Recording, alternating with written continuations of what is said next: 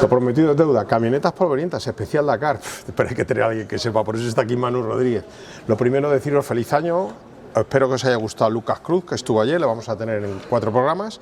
Y lo prometido es que vamos a hacer un programa con las preguntas que más nos habéis hecho en cuanto a lo que el Dakar supone, muy generalidades. Y luego contaremos cotillos de última hora. Manu, feliz año a ti también. Gracias por estar colaborando con Camionetas Polvorientas. Igualmente, Ángel, feliz año.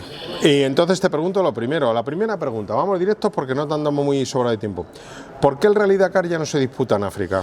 A ver, esa es una pregunta muy habitual que hemos podido encontrar, ¿no?, entre los seguidores, ¿no?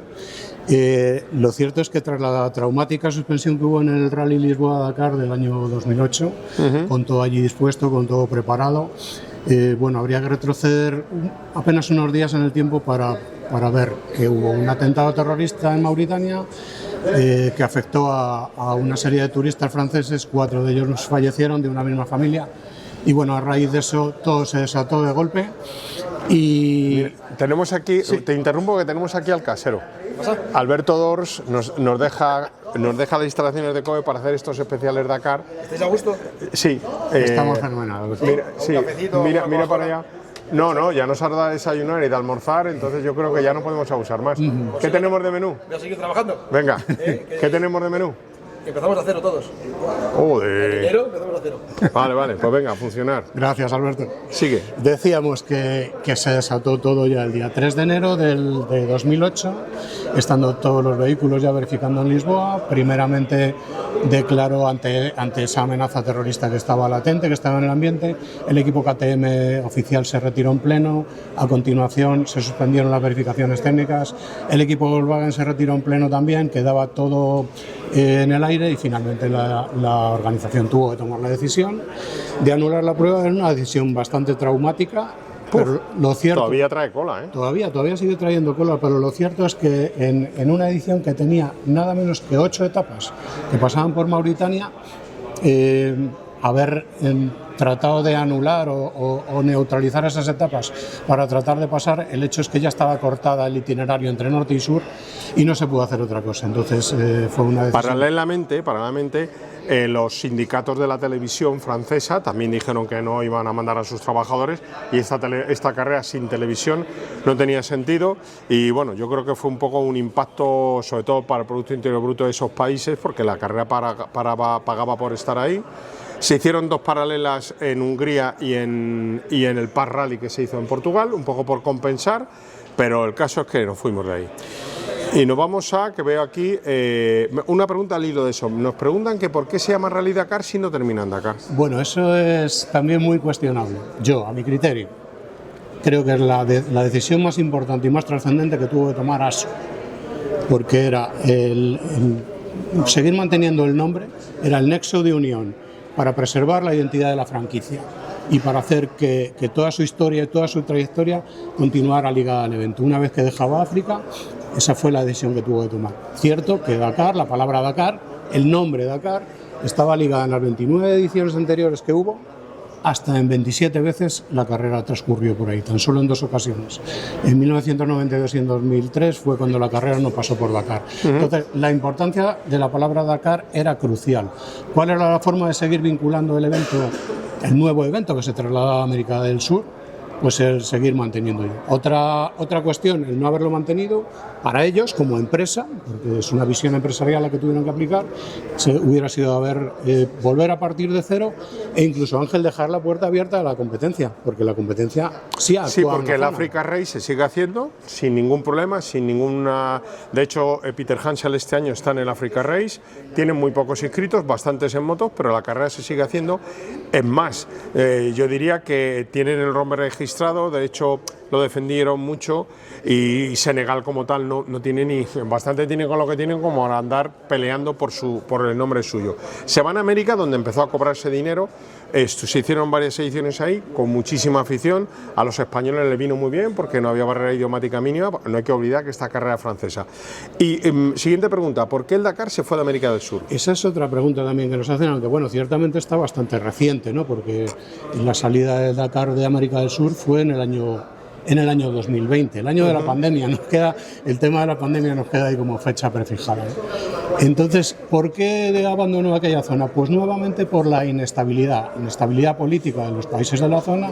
Recordemos, Argentina, Paraguay, Chile, Bolivia, Perú, eran los que intervenían. Entonces, mientras esas 11 ediciones que se mantuvieron entre el año 2009 y el año 2020, todo funcionó bastante bien. Había un modus operandi en el cual, bueno, pues los países invertían, porque sí es cierto, al hilo de lo que comentabas, que ahora la nueva diferencia es que en América del Sur los países invierten en que llegue el Dakar, mientras que en África el Dakar era el que pagaba, de alguna forma, por pasar. Por pasar. Entonces, ¿qué es lo que pasa? Que llegada la edición 2009, había unos acuerdos previos que finalmente saltaron por los aires. Mediado el año, la organización tuvo que rehacer todo el recorrido y concentrarlo en Perú, que fue, si recuerdas, la edición más corta de la historia, que tan solo apenas tuvo 8 etapas. Entonces, con todo tan concentrado, se había perdido de alguna manera también el espíritu. El rasgo de personalidad más importante de esta carrera es la aventura, y ahí en América no hay aventura ninguna. Correcto, ya los clientes, que es lo que ASO concede mayor importancia y mayor preponderancia, ya se venían quejando de que se estaba perdiendo el espíritu que había creado el Dakar, la arena, la navegación en los fuerapista y demás. Entonces terminó haciendo optar a ASO por buscar unos nuevos horizontes. No obstante, mientras se mantuvo allí, se obtuvo bastante rendimiento. Hay una cifra curiosa, Ángel, que vamos a recordar. Mientras que Perú en la edición 2009 invirtió 11 millones de euros, hay un registro de repercusión económica en la zona de en torno a los 60 millones de euros. Es decir, que de alguna manera la inversión que practicaban los países se multiplicaba por 6. Pero bueno, ahí quedó la historia. Yo recuerdo que en el primer Fitur, 2009 fue la primera carrera, allí en el pabellón de Chile ponían Perú colabora con el Dakar con $1 millón al día. Eso era una cosa de la que presumían, pero luego se le pasó factura a los políticos. Bachelet, que era la presidenta de Chile, y toda esta gente, bueno, decían que era un gastazo, porque aunque luego hubiera repercusión, no era interesante, ni era... o sea, no les venía tampoco tan bien. Seguimos, me pones aquí que otra pregunta que es que el cambio, que va al hilo de esto, el cambio por Arabia Saudí va, digamos, es por razones económicas.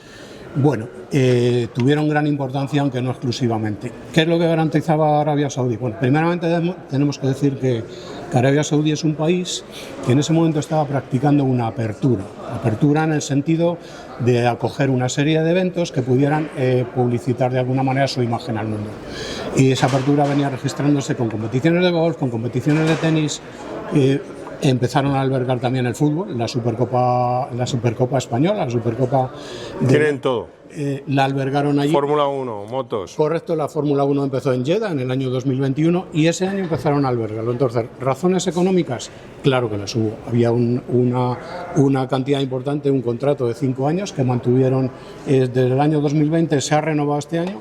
Ese contrato de 5 años implicaba la cantidad de 80 millones de euros por los 5 años, que es una cantidad para nada desdeñable para una empresa como ASO. Y de alguna manera lo que sí podemos decir es que ese contrato se ha renovado y hay una diferencia fundamental con el contrato anterior.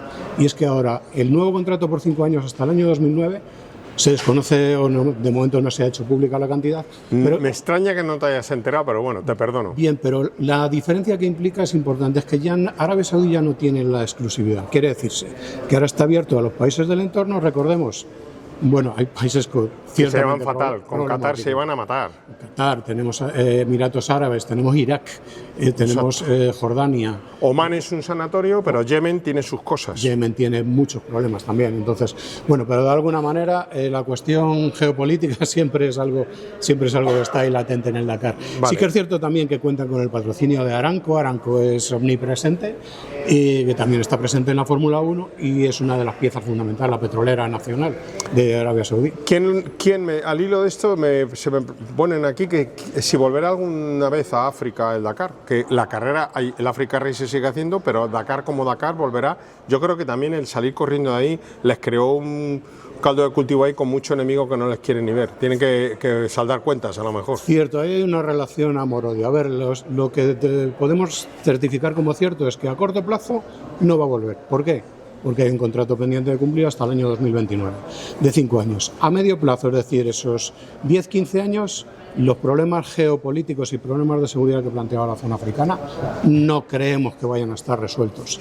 Y también tenemos que tener en cuenta esto que hablábamos, esa cantidad que le aporta, esa cantidad económica que aporta Arabia Saudí, realmente es algo que África a medio plazo tampoco va a poder aportar de ninguna de las maneras, y es algo que con lo que ASO y el Dakar cuentan para poder seguir desarrollándolo. Entonces, las perspectivas de vuelta a sus orígenes, Ángel, son ciertamente complicadas. Sí, porque lo que hace falta también es descampado, es decir, tú puedes ver un país, Noruega ahora mismo quiere, en Noruega no se puede correr el Dakar, ni en Liechtenstein, ni en Canadá, porque no le van a dejar. Estados Unidos con los parques naturales lo mismo, habría que irse con Putin a la Siberia o cosas así, claro, o a Turquía a la Anatolia. Recordemos que una de las particularidades de este tipo de rally, los rallies todoterreno, es la fuera pista, la navegación fuera pista.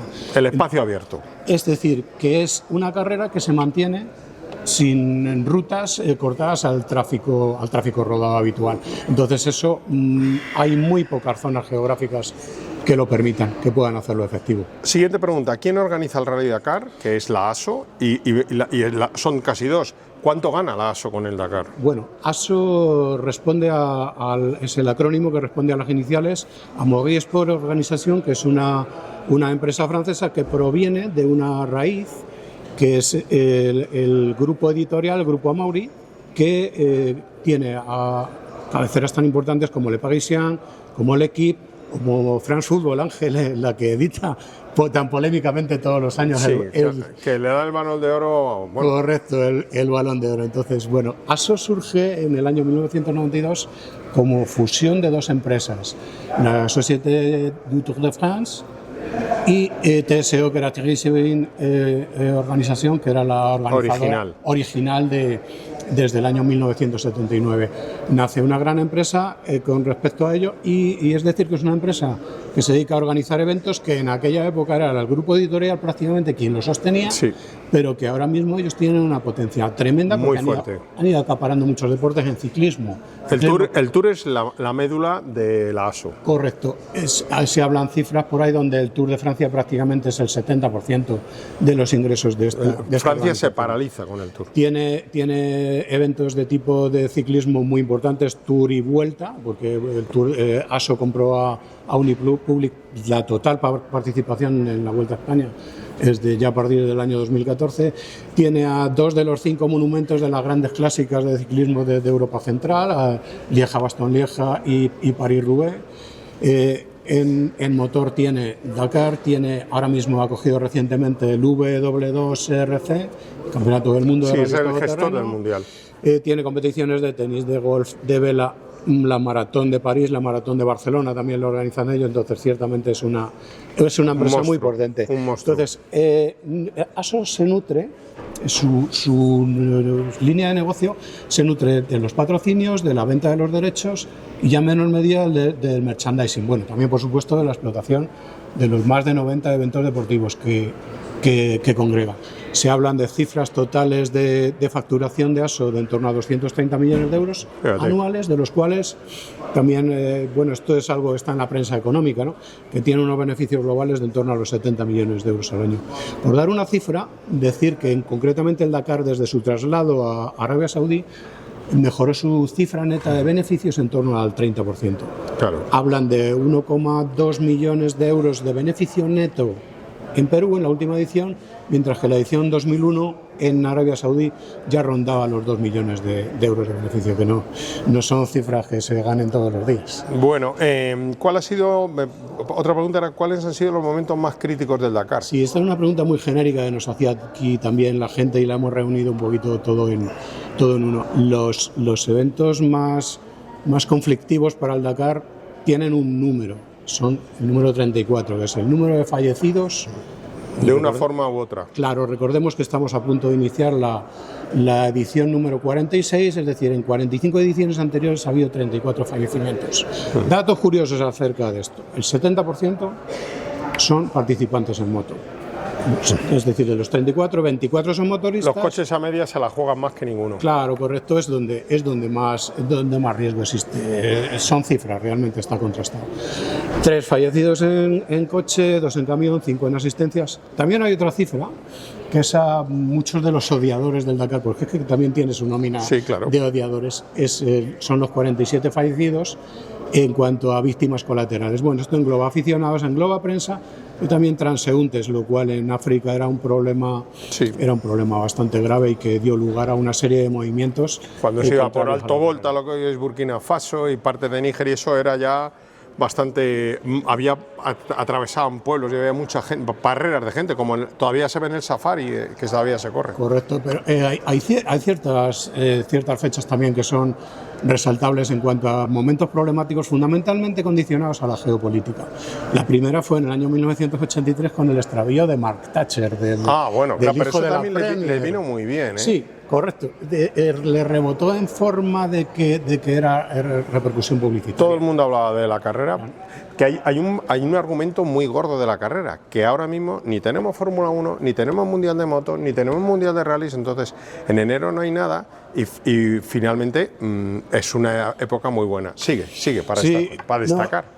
Para destacar, pues eso es lo que comentamos, por supuesto, en el año 1986, el traumático fallecimiento del padre de la carrera, Thierry Sabine. Que de hecho hay un grupo de franceses, Dakar d'Antan, que solo consideran carreras de verdad, el Dakar de verdad, ni siquiera ese que se mató, porque pasó Gilbert Sabine, el padre, a ser el que llevaba toda llevaba la rienda de la carrera con el hijo fallecido, tuvo que tirar de carro y ya no les parece correcto, porque lo correcto fue lo que hizo Thierry Sabine, que algún día haremos un especial sobre él, importante. Sí, lo tenemos pendiente, porque es una figura... Corrió rallies, hizo montaña y luego ya acabó en el todoterreno. Es una figura trascendente también que conviene destacar. Hubo otra serie de sucesos también. Volvemos a la geopolítica. En el año 91 el atentado que hubo contra el conductor del camión Citroën en Mali. Correcto. Con un francotirador. Félix Dot, un español, fue el primero que encontró el incidente, era el camión que le seguía en pista. Teníamos también atentados con minas. Bueno, África es un sembrado de minas completamente aberrante. Lo tuvimos en el año 1996. Tuvimos otro tipo de incidentes de este tipo en Libia. Libia se cita que hay hasta 17 millones de minas antipersona. En Libia, y estamos en Toyota, en Kobe Motor, que hay que agradecerles que nos dejen hacer el programa, es el sitio del mundo con más Toyota sin matricular rodando por la calle, porque cuando la primavera árabe, la guerra esta que hubo, al señor que tenía Toyota ahí entraron guerrilleros, les compraron, con una bolsa, con dinero, nos lo llevamos todo, oiga, que con esto no me pagan, da igual, y se lo llevaron, porque la Hilux es la pick-up que mejor soporta, una vez que cortas el techo, una pieza de artillería con retroceso, sea antiaérea o sea horizontal. Yo no entiendo mucho de armas. Entonces lo aguantan bien, otros coches no lo aguantan tanto, entonces lo buscan mucho. Tanto la guerrilla como el National Geographic, como la Cruz Roja, como todo el mundo busca los Toyota. Y ahí hay un montón, o sea, lo de Libia es que es un estado fallido hoy en día. Correcto, todos estos condicionantes también cabe destacar en dos... Es que en Libia además hubo otra noticia gorda, que me acuerdo, que fue cuando Carolina de Mónaco fue con el marido y volcaron, porque la organización ponía etapas muy duras al principio para no tener que tener tanta gente a lo largo de la carrera. Y Carolina de Mónaco, que iba con el que luego se mató en la canoa, volcaron y salió también, eso dio la vuelta al mundo, porque se le fue todo el moldeado del pelo y no sé qué más. Sí, el hecho es que Libia prácticamente desapareció a partir del año 92, ha vuelto a tener alguna otra aparición esporádica. Y hubo que atravesarla en avión un año. No, en la edición que se hizo, que era que terminaban en el Cairo, sí volvía a pasar por ahí. Pero ciertamente todos esos condicionamientos geopolíticos lo que hacían era que empezaban a limitar la presencia de países. Argelia desapareció en el año 1988 ya del itinerario de la carrera. Luego después Libia, que era lo luego más después importante, Níger, el Tenerife, exacto. Correcto. Se mantuvo prácticamente hasta el último momento Mali, aunque tenía ciertos condicionantes también que, bueno, todo eso es la geopolítica que realmente evitó, que procuró que se cortara el norte con el sur, de crear graves dificultades a la carrera. Sin olvidar aquellos atracos masivos en el año 98 y 99, donde una especie de guerrilla o bandidos llegaron en el año 1999, fue muy sonada, donde consiguieron detener 24 coches y 54 personas que las mantuvieron durante prácticamente 4 horas. Le robaron varios de los coches, todo el dinero en metálico que tenían. Eso es algo que detalla muy bien y lo recomiendo a la audiencia por si puede acceder a él. Hay un libro que para mí es un incunable, el Dakar, la carrera más dura del mundo de Javier Olave, ya es un descatalogado, pero ofrece detalles y anécdotas de la carrera hasta más o menos esa fecha, sencillamente impresionante. Sí, yo recuerdo a Rosendo Turiñán, les atracaron una vez y llevaba el dinero en la cazadora. Y el que le robó le dijo, lo que quiero es tu cazadora. Y claro, con un Kalashnikov tienes que decir que sí. Y se la llevó, y se llevó a la cazadora y en el forro dentro de la cazadora iba todo el dinero. Entonces se quedó, fíjate, a lo mejor el dinero se ha muerto, el tío no se ha tocado el forro en la vida. El copiloto de Rafa Santiberi también lo pasaron ciertamente mal, escondiéndose el dinero en las botas, tremendo. O sea, eran situaciones que ahora mismo nos pueden causar un poquito de pero sorpresa. La gente se inscribía, volvía una y otra vez porque sabían que se la jugaban y era una... Sí. Todo el mundo se jugaba las carreras, pero la vida, pero bueno. Pero que a lo mejor un poquito con el espíritu de estos tiempos a lo mejor era un poquito contrapuesta. No sé. Sí, porque ahora se busca mucha seguridad y que, cuidado, que en Arabia Saudí también ha habido atentados, que hemos sufrido atentados ahí también. La organización hace que la carrera vaya muy controlada porque están en una zona caliente. No olvidemos que Arabia Saudí no es ningún sanatorio por los vecinos que tiene y por la situación geográfica en la que se encuentra. Seguimos. ¿Cuánto cuesta esta la buena? ¿Cuánto cuesta participar en el Dakar? Tela marinera. Esta sí que es la pregunta del millón. A ver. ¿Has visto la autocaravana de Al-Raji? O sea, que tiene un patio ahí que es que dan ganas de vivir allí, no vivir en tu casa. El año pasado comentaban que tenía la grifería en oro con incrustaciones de diamantes, incluso, o sea, que tiene que ser algo... Eso en África era inviable, porque es lo que comentamos. Este año hay los vehículos, la mayor cantidad de vehículos inscritos no son ni coches, ni motos, ni camiones, son las autocaravanas, algo que en África era ciencia ficción. Cierto, a ver, el hecho es que poder dar... satisfacer a esta duda de los espectadores en cuanto a lo que cuesta es ciertamente indefinido por una cuestión, porque depende tanto de la montura, de la categoría en la que vayas, de los objetivos que plantees, depende de una serie de factores que es ciertamente extenso. Lo que sí podemos decir es que el Dakar puede llegar a ser un pozo sin fondo, puede no llegar a tener fondo, es decir, que es una competición cara, tenemos que tenerlo claro, y que de alguna manera se divide en dos, entre profesionales que cobran por ir. Claro, se incluye los que están englobados en los equipos oficiales. Hay otra de gente que de participantes, podemos incluirlos dentro de la nómina de profesionales, que son los que, sin serlo a tiempo completo, se buscan la vida para tener patrocinadores que les costean la carrera. En cualquiera de los casos estamos hablando de porcentajes mínimos de la participación.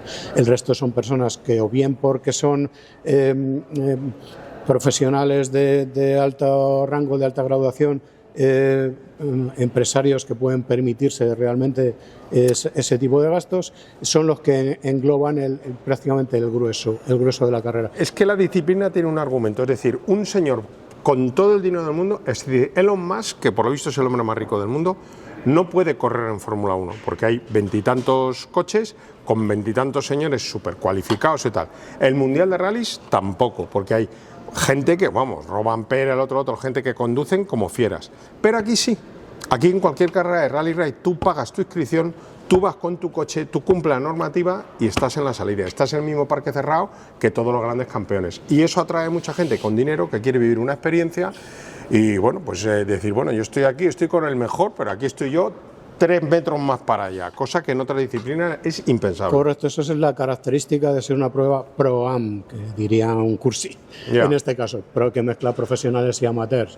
Que en cierto modo también podemos tener algo parecido en las 24 horas de Le Mans en ciertas categorías. Sí, pero hay que tener algo de manos para correr en Amen en Le Mans. Correcto, eso es y aquí una historia pocas cosas te piden. Completamente diferente. Lo que sí podemos tener claro es una cosa, es que depende del enfoque. Podemos tener en cuenta que si lo valoramos desde una perspectiva puramente, digamos, rancia, el coste de participar en el Dakar puede ser desmesurado. Puede suponer cifras, incluso podríamos cifrarlo desde ese punto de vista hasta orcenas. Sí. Si lo valoramos desde un punto de vista más de mente abierta, más liberal, lo que tenemos claro es que es una excelente oportunidad de negocio para muchos colectivos. Sí, también. Lo tenemos que tener claro. Una persona que es potentada va a invertir en su disfrute, en su ocio y en su tiempo libre. También va a generar puestos de trabajo. Correcto. Y si no lo hace en el Dakar, lo hará en actividades náuticas o aeronáuticas o en vacaciones o en lo que sea. Entonces lo que tenemos que hacer es quien lo estime o tenga la capacidad de ello, de pertenecer a este mundillo, es aprovechar ese tirón. El colectivo de los copilotos, Ángel, tú sabes que es uno de los más beneficiados, es uno de los que más en profesionales engloba dentro. Y españoles, que tenemos muchos españoles en equipos extranjeros. Correctos, muy bien preparados, que además muchos de ellos con la doble faceta de ser navegante y de ser mecánico. Es lo que, ¿Pero lo qué que cifra más. podríamos dar para un coche y 2 personas con asistencia contratada? Y... A ver, si buscamos Pues algo... puedes pagar hasta porque el camión te remolque todos los días o no. Bueno, yo me acuerdo que Tibau en tiempos llevaba a Facundo Vitoria al mando de un camión que llevaban atornillado un congelador y la tapa de descanso había arroz, entrecot, o sea, paella, entrecot y tarta helada. En medio de la nada, claro, eso había que pagarlo. Entonces, salvando la distancia... Yo creo que un promedio genérico podría estar No, en este podcast no tratamos de las motos, pero en este caso podríamos ver que es el camino de acceso para mucha gente y la participación en moto con unas ciertas garantías de llegar podría estar entre los 80.000 y 100.000 euros. En side by side, que sería el siguiente escalón, podría estar en torno a los 200.000 euros. Estamos hablando de la inversión del vehículo más la participación ahí, es decir, que no es que sea un gasto, no sea fundir en 15 días los 200.000 euros. Yeah. La inversión del coche vuelve y tiene un valor si no lo destrozas o lo dejas allí. Cuidado, que hay gente que alquila el coche directamente y va con el cuerpo presente a las verificaciones, corre y se trae como mucho el casco. Correcto, entonces estaríamos hablando de unas cifras promedio que en el caso de un Challenger podría elevarse en otras 100.000 más, en torno a los 300.000. Si vamos ya en un Ultimate que sería privado, podemos pasar de sobra el 1.000.000 de euros, 1.200.000, 1.400.000 euros, incluyendo bien la compra del vehículo, que podría estar en torno a los 800.000. Creo que es una pregunta que teníamos por ahí. Sí. Y ya los privados, pues las cifras ponlas tú, pon Sí, todos los ceros a la derecha que tú Porque quieras. veo aquí la siguiente pregunta: ¿cuánto cuesta la inscripción del Dakar? Porque hay que pagar un forfait por persona, por piloto, por copiloto, por la inscripción propiamente dicha. La inscripción del Dakar cuesta 32.000 euros para cualquiera de las 4 categorías de 4 ruedas, 18.000 para los Classic y 45.000 para el tema de los camiones. Para coche y 2 personas. Eso, correcto, porque luego viene la inscripción personal para las asistencias, que engloba mecánicos, jefes de equipo, ingenieros, personal de fisioterapeutas, etcétera. Son 13.000 euros por persona, que luego ya habría que incorporar ahí todos los vehículos que puedan llevar las asistencias metidos dentro La de guarnición. que podrían ser desde los 7.200 euros que cuesta un furgón de asistencia, 9.000 de un camión, entre 11 y 14.000 de una autocaravana, que como tú bien decías es uno de los gruesos De la inscripción. de la inscripción. Porque esos no se averían, no tienen que pagar, no, saben que es difícil que una autocaravana vuelque, que tenga un accidente como tienen los demás. Los motorhome, que están tan en boga, 25.000 euros, y entre los 8 y 20.000 euros de los remolques. Bueno, yo no sé, vamos a respirar un poco, vamos a ritmo, seguimos como estamos, pero vamos a ver cómo andamos de tiempo, cómo va, si nos da la vuelta, porque estamos la verdad que de prueba, nos hemos ido fuera de casa, no estamos en casa, y a ver si da la vuelta al contador y nos permite seguir grabando. Eso lo podemos ver, aquí hay producción que nos están mirando. ¿Ha pasado ya el minuto? ¿Pero sigue contando? O sea que, ¿podemos seguir? Bueno, pues seguimos. Bueno, en este minuto me puedes decir cuánto cuestará. Bueno, la inscripción ya la has dicho, el coche lo hemos hablado, las categorías y la velocidad máxima que hay que desarrollar. Categorías, con decir las categorías. Las categorías son tantas como 17 en automóviles. Exacto. Mientras que en Classic son 4 categorías en el caso de automóviles y 2 en el caso de camiones. Finalmente, las velocidades, que serían 170 km por hora para los Ultimate y los T2, los stock, los prototipos. 140 para los camiones, 135 para los Challenger, los antiguos T3, 125 para los side by side, para los T4 y para los camiones de asistencia. Vaya tela marinera, ¿eh? Los datos que hay que tener en cuenta, porque hubo una época que no había límite de velocidad y se superaban los 200 km por hora en pista. Que la imagen aquella del 3 minutos más, 30 segundos, era la imagen típica de Jan de Roy con su camión de 2 motores, adelantando al Peugeot de Batanen, al 405, y decía, pero ¿cómo un camión puede correr? Tiene una ventaja, que va más arriba, pero también el bofetón, vamos, tenemos aquí grandes maestros del camión. Pep Vila, buenas, espero que veas esto, y claro, hay que tener a Juventain, tenemos también que lleva mucho tiempo corriendo, y bueno, gente que ha estado ahí peleando, y no es lo mismo el camión que el coche para muchas cosas.